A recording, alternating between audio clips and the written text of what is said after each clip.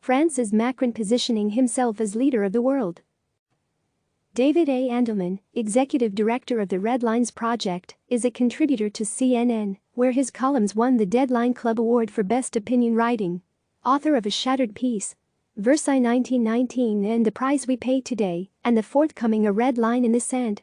Diplomacy, Strategy and a History of Wars That Almost Happened. He was formerly a foreign correspondent for The New York Times and CBS News in Europe and Asia.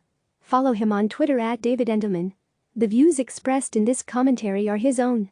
View more opinion on CNN. France's 42-year-old president, Emmanuel Macron, who has faced many challenges governing his country, is now positioning himself to take over the mantle of global leadership, long reserved to the older leaders of China, Russia or especially the United States. And right now, he has no real challengers. The vehicle of this leadership campaign is Macron's proposal for a worldwide ceasefire, a truce everywhere from Afghanistan to Syria, Iraq and Yemen. And he says he's a good part of the way there. There are 5 permanent members of the UN Security Council: France, China, Russia, Britain and the US, and 4 of the 5 are on board, according to Macron. Macron also says he hopes to secure the agreement of the final member, Russia's Vladimir Putin, within hours. UN Secretary General António Guterres had already called for an immediate global ceasefire, observing that the fury of the virus illustrates the folly of war, though with no real buy-in, until Macron weighed in. Clearly, such an action would not eradicate some of the greatest challenges to world peace. Even with the backing of the entire Security Council, there's no assurance Afghanistan's Taliban or their supporters in Pakistan will turn down the heat there. Russia and Turkey are maintaining their presence in Syria, whose dictator Bashar al-Assad will be ill-inclined to give any breathing room to the insurgents, who continue their increasingly beleaguered efforts to unseat him. Iranian-backed militias will continue their operations in Iraq, despite Iran's desperate condition in the face of the pandemic. Chinese warships will continue to patrol the South China Sea to cement its hold over the long-disputed islands in this strategic waterway. Still, the truce initiative could be a start. And Macron indicated his intention to raise it with the G20 during a worldwide conference call of the group's finance ministers Wednesday evening. The concept was broached in his interview on Radio France International, when Macron also debuted the idea of a moratorium on all debt payments by African nations as a means of helping to control what promises to be potentially the most devastating continent-wide target of the coronavirus because of the lack of resources. But where would such Macron initiatives leave the United States? Clearly with a more diminished presence on the world stage than ever at a time when only the greatest, most intense universal action can prevent global catastrophe.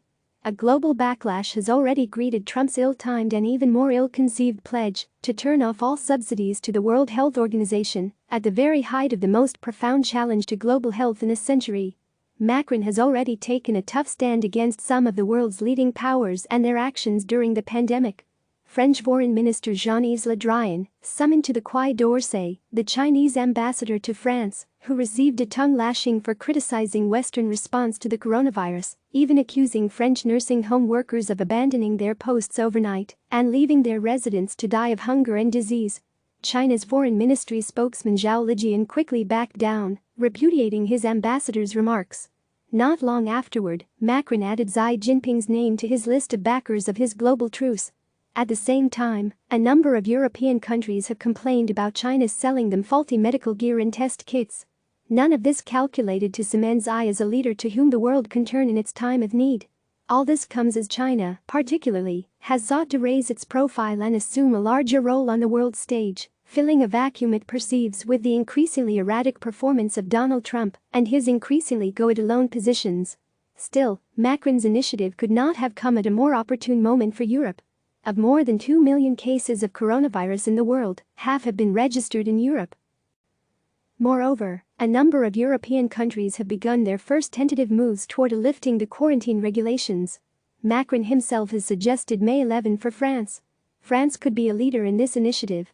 A number of European countries also began closing borders, long open for decades under the frontier-free European Union, to their neighbors, hoping to contain the pandemic spread.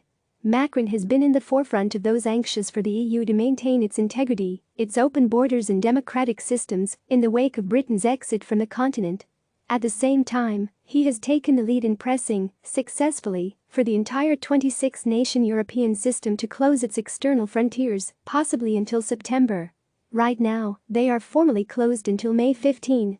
At the same time, far-right governments in Hungary and Poland have seized the chance to augment their already considerable anti-democratic powers. Hungary Prime Minister Viktor Orban was given all but unlimited power by his nation's parliament to rule by decree. And Poland seems set to become, as Piotr Buras of the European Council on Foreign Relations suggests, Europe's second coronavirus autocracy. Indeed, it would appear that the world could use a new leader in this time of crisis, one who is prepared to put global interests above personal or political aggrandizement. And until the United States is prepared to offer such an individual, there may be no better to fill that void than France's young fresh voice, Emmanuel Macron. Click subscribe to receive the latest news.